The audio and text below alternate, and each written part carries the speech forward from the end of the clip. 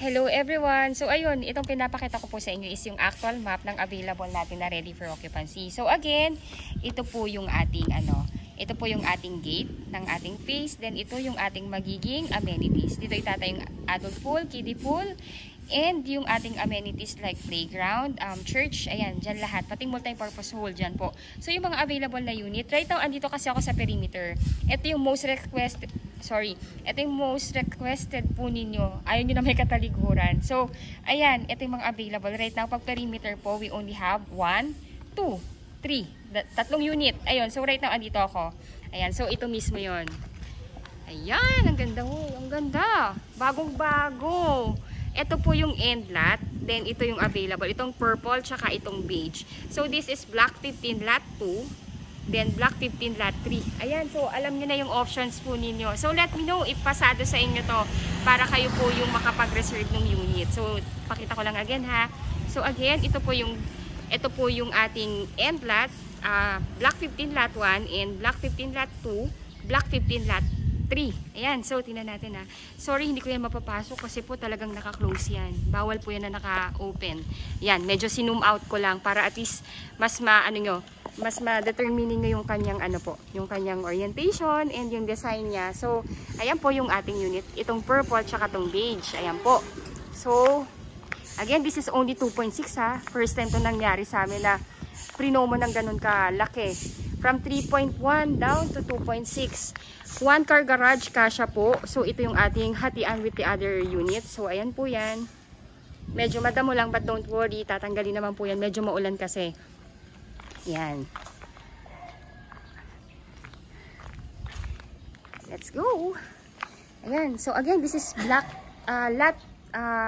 this is block 15 lot 2. Oh, pakita ko yung ating laki ng ating car park. Ayan.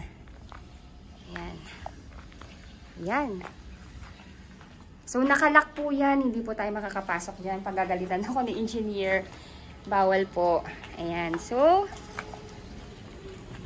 ito naman yung isang unit. Ay, sorry po.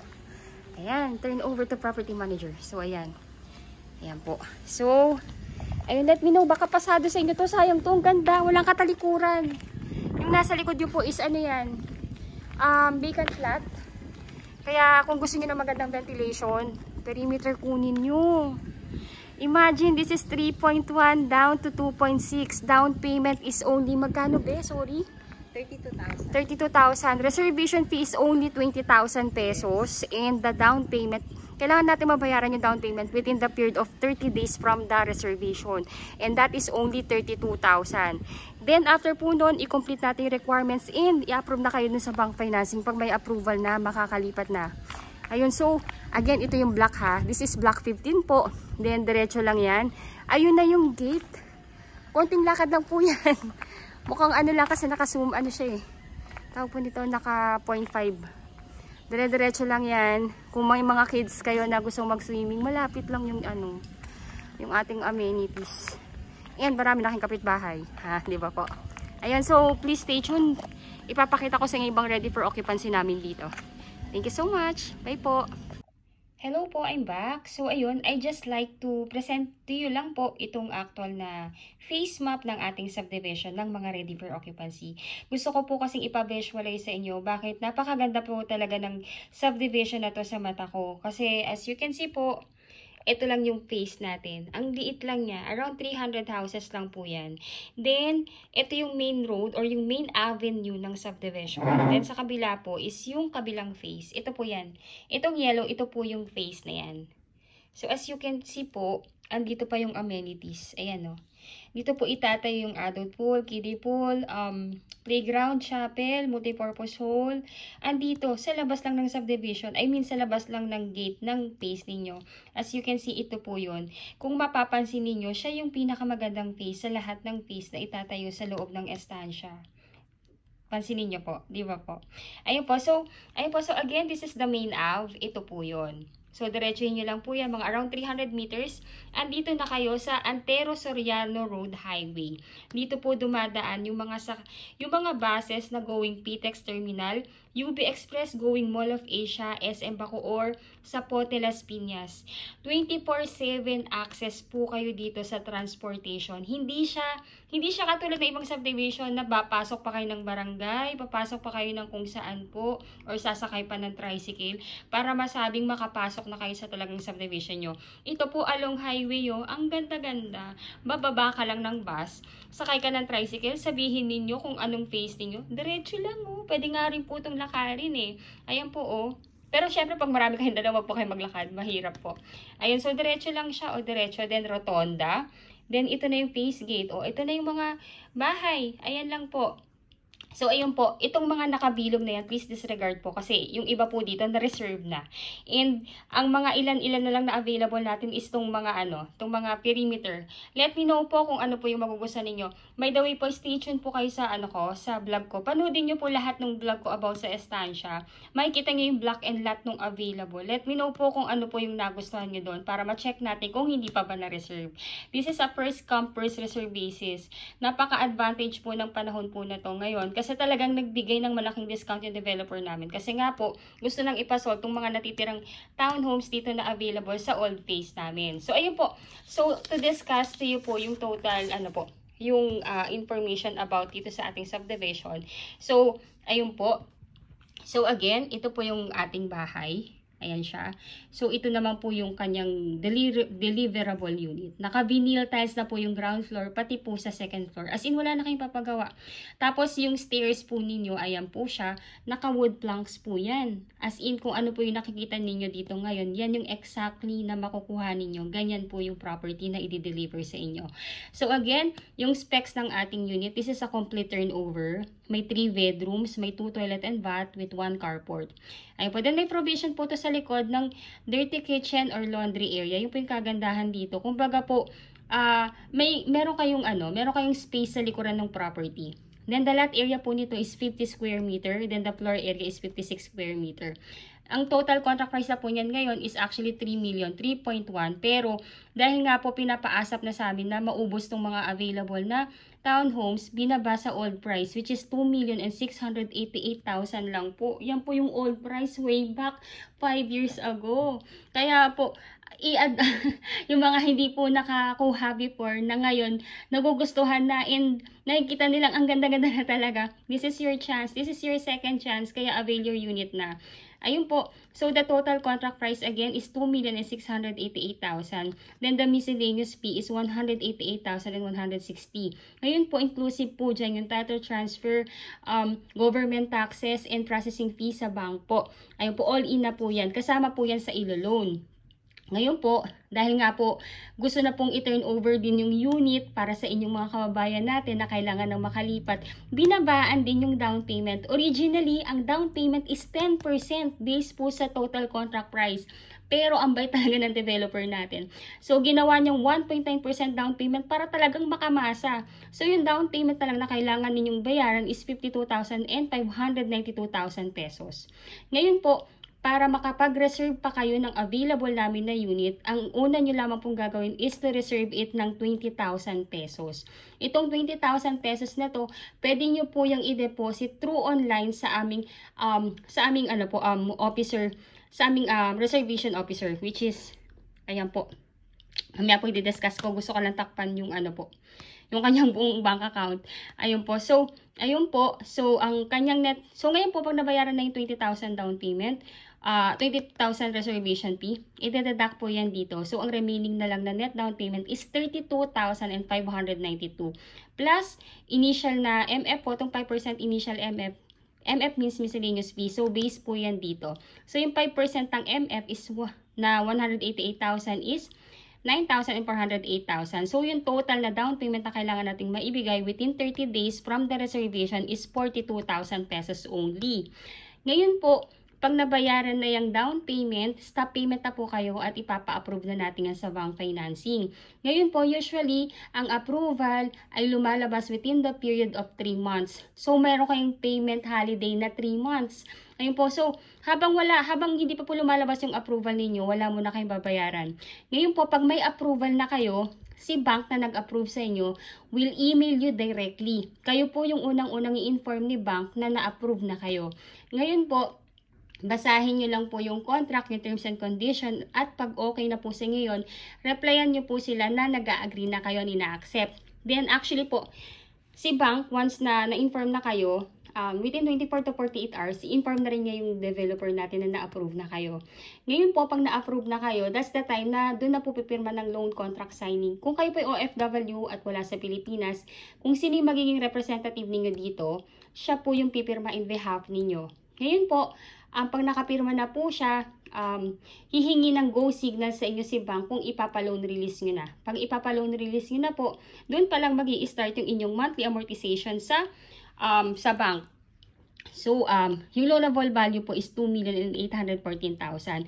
Ngayon po, for 25 years to pay, kung ito po yung napili ninyo, is 19,890.48 centavos per month po yung inyong magiging monthly amortization po, which is ang kailangan nating ang dapat mo na nakadeclare sa inyong salary, sa inyong COE or job contract is nag-i-income kayo ng 66,301.61.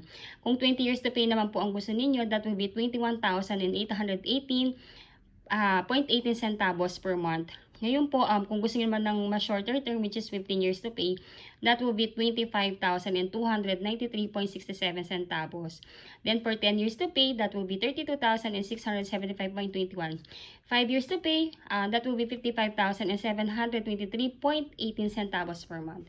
Ayun po, so, ayun po, di ba po pag lumabas na yung approval ninyo kay bank and the loan release na kay developer, si developer naman natin, hihingi siya ng at least 30 days para po for the unit preparation and for the acceptance ng iyong unit.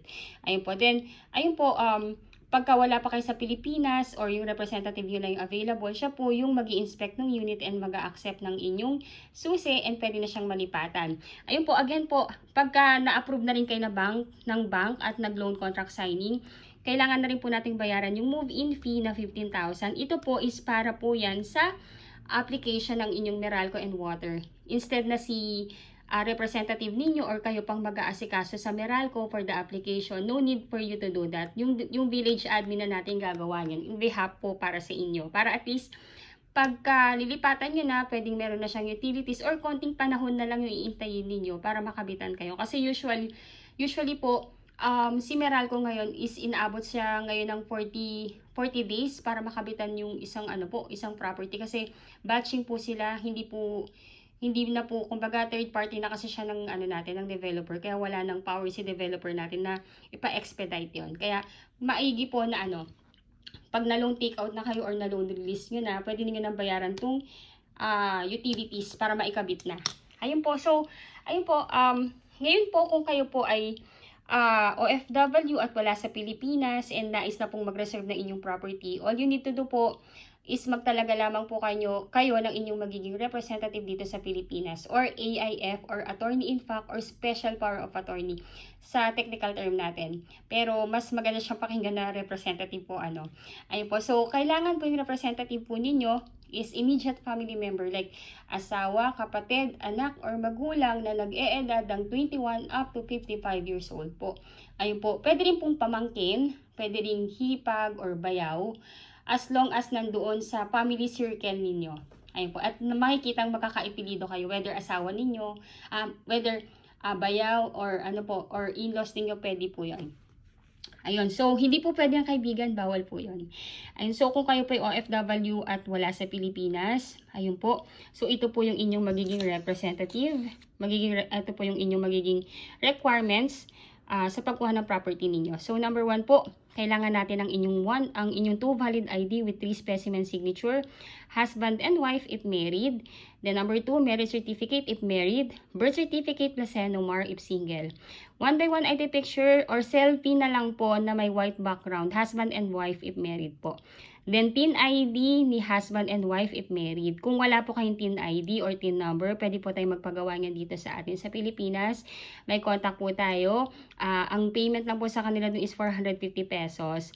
Then, ayan po. Then, number 5, latest job contract or latest COE with compensation. Then, number 6, latest 3 months payslip. Then, number 7, visa, permanent residence ID, oath of allegiance, proof of dual citizenship, or any that is applicable po. Ngayon po, number 8, latest arrival and departure stamp. Then, number 9, SPA form. Yung SPA form po, magagaling po yan sa developer namin. Pwede po namin i-email yan sa inyo upang ma-print ninyo and mapirmahan and dalhin nyo po sa Philippine Embassy natin kung saang bansa po kayo naroon ngayon. Pero if ever man po na meron po kayong na medyo mahihirapan kayo sa pagpapa-SPA, let us know po, baka pwede po natin gawa ng paraan dito. Pero if you can po na gawin yun din dun sa bansang pinag-workan ninyo, mas better po. Ayun po, then requirements of your SPA or yung inyong magiging representative. Kailangan namin ng kanyang 2 valid ID with 3 specimen signature.